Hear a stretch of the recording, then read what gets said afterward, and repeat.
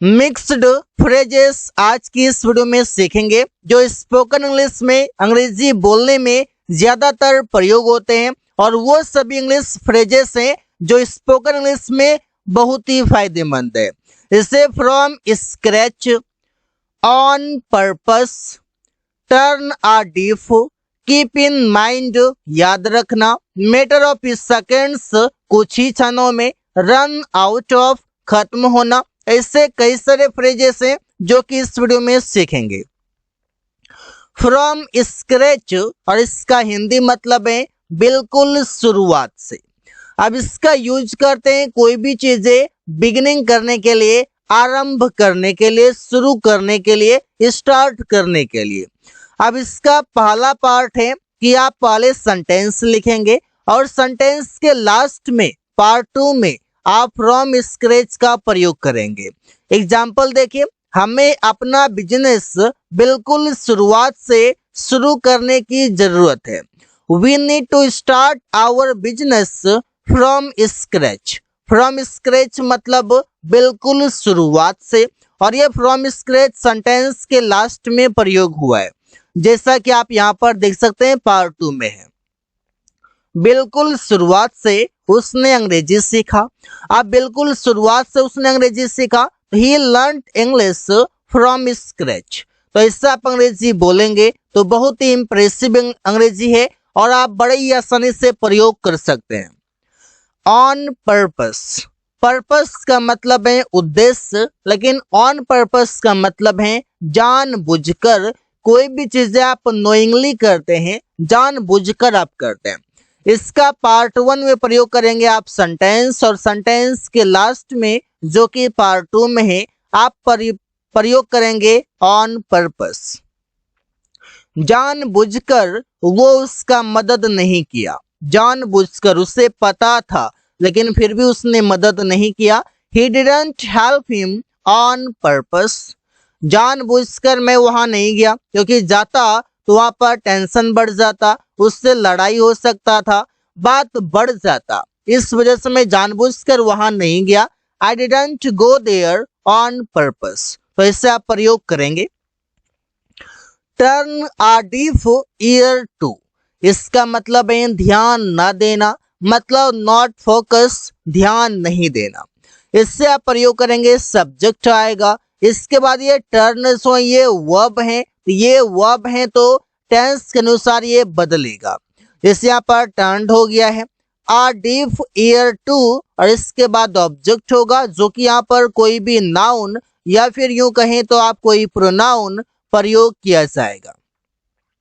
उसने मेरे अनुरोध पर ध्यान नहीं दिया, मैंने उससे अनुरोध किया, रिक्वेस्ट किया, लेकिन उसने ध्यान नहीं दिया। He turned a deaf ear to my request। तुमने गाड़ी पर ध्यान नहीं दिया। You turned out ear to train। Train कहें या फिर कोई भी बस कहें या व्हीकल कहें या वैन कहें, जो भी आपको इजी लगता है प्रयोग कर सकते हैं। कीप इन माइंड, और इसका मतलब है याद रखना।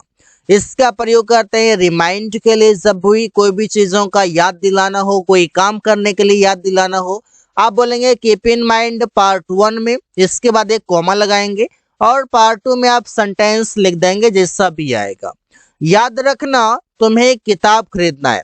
बाजार जाते वक्त मैंने उससे कह दिया कि याद रखना तुम्हें किताब खरीदना है। तो keep in mind you have to buy a book. याद रखना मैंने तुम्हें 100 रुपये दिया है। Keep in mind I have given you 100 rupees. तो इससे आप प्रयोग करेंगे। In a matter of seconds, इसका मतलब है कुछ ही क्षणों में, कुछ ही पलों में, मोमेंट के लिए आप प्रयोग करते हैं। पार्ट 1 में आ जाएगा इन अ मैटर ऑफ सेकेंड्स, इसके बाद एक कॉमा लगा देंगे और फिर पार्ट 2 में सेंटेंस आ जाएगा जैसा भी टेंस वगैरह आएगा। कुछ ही क्षणों में मैं वहां पहुंच गया। In a matter of seconds I reached there. कुछ ही क्षणों में रवि काम पूरा कर लिया। In a matter of seconds Ravi completed the work. यहाँ पर आप देख सकते हैं कि कुछ ही क्षणों में, कुछ ही पलों में, कुछ ही समय में, ऐसे आप बोल सकते हो। Run out of, run out of का मतलब है खत्म होना। खत्म होना जिससे आप बोल सकते हैं कि पैसे खत्म हो गया, पानी खत्म हो गया, दूध खत्म हो गया, कोई भी चीजें खत्म हो गया, वहां पर जो भी चीजें शॉर्ट हो जाए। तो आपका पार्ट 1 में हो जाएगा सब्जेक्ट और वर्ब, इसके बाद रन आउट ऑफ, इसके बाद जो भी चीजें खत्म होगा वो आप ऑब्जेक्ट में दिखा देंगे। इससे उनके पैसे खत्म हो गए। They have run out of money, मेरा पानी खत्म हो गया। I have run out of water, उसका दूध खत्म हो गया। He has run out of milk, water, rice, ऐसा बोल सकते हैं। सेफ एंड साउंड, इसका मतलब है सही सलामत, सकुशल, हैप्पीली, जिसे आप जर्नी करते हैं तो आप सही सलामत कहीं पर पहुंच गए, सकुशल आप पहुंच गए, तो इसलिए आप प्रयोग करेंगे। जैसे सेंटेंस में आ जाएगा पार्ट 1 में सेंटेंस, और पार्ट 2 में लास्ट में सेफ एंड साउंड का प्रयोग करेंगे। वो सही सलामत मुंबई पहुंच गया। He reached Mumbai safe and sound, तुम लोग सही सलामत वहां से आ गया। You came from there safe and sound. तो I hope you are getting this because it is very easy to use.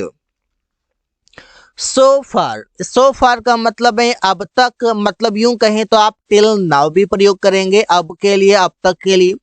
Part 1 में आ जाएगा सो फार, इसके बाद एक कॉमा, और पार्ट 2 में आ जाएगा सेंटेंस। एग्जाम्पल है अब तक उसने पैसे नहीं दिया है। So far he has not given money, अब तक मैं उसका इंतजार कर रहा हूँ।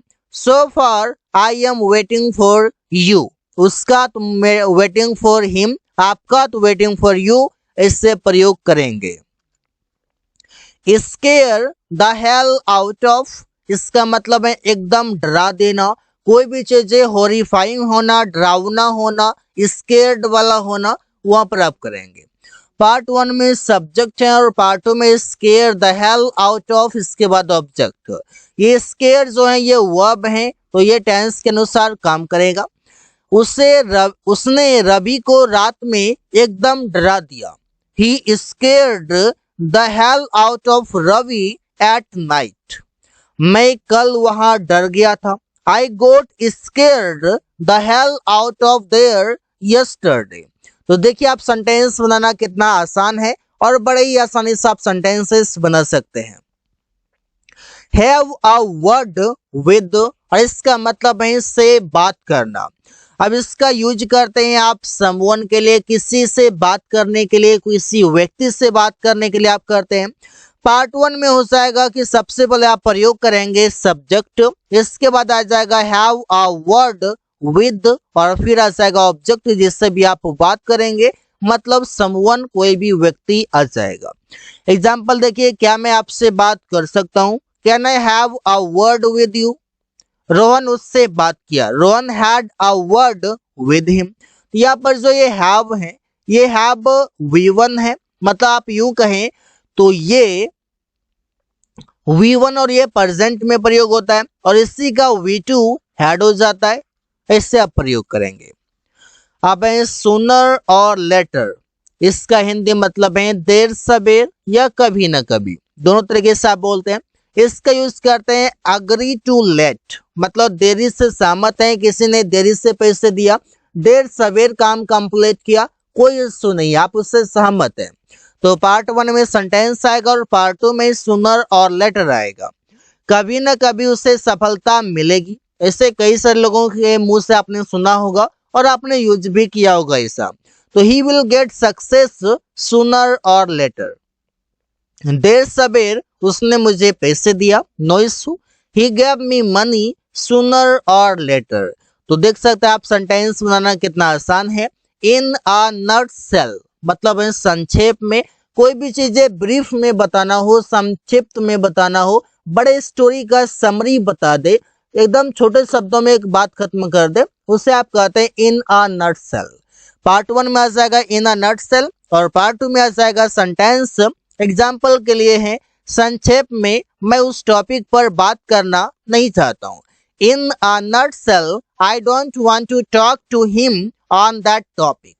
तो इससे आप प्रयोग कर सकते हैं, मैं उस टॉपिक पर बात करना नहीं चाहता हूँ, तो मैं उस टॉपिक पर बात नहीं करना चाहता। I don't want to talk on the topic. अगर है उससे आ जाता है तो उससे के लिए टू हिम लगा सकते हैं, अदरवाइज इसे इग्नोर करेंगे। संक्षेप में घटना के बारे में बताओ या घटना को बताओ, संक्षेप में बताओ। तो in a nutshell tell the incident. Tell the incident मतलब उस घटना को बताओ, घटना को बताओ। इन द फर्स्ट प्लेस इसका मतलब है सबसे पहले।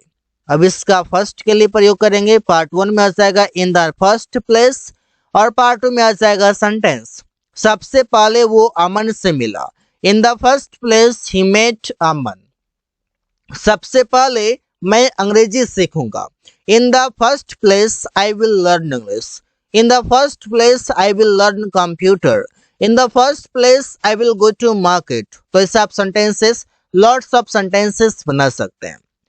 आगे हैं like a fish out of water, मतलब है बेचैन होना या असामान्य होना, सही कंडीशन में वेल नहीं होना। नॉट वेल के लिए आप प्रयोग करते हैं बेचैन के लिए।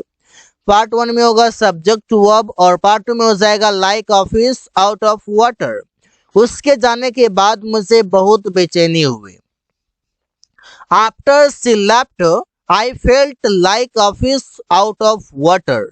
आप बोल के देखिए, बहुत ही मजा आएगा, क्योंकि सेंटेंस आप इससे अमेजिंग तरीके से आप बोल सकते हैं और किसी के साथ अपनी बातों को बहुत ही इंप्रेसिव से आप रख सकते हैं। मैं वहां बहुत बेचैन था। I was there like a fish out of water.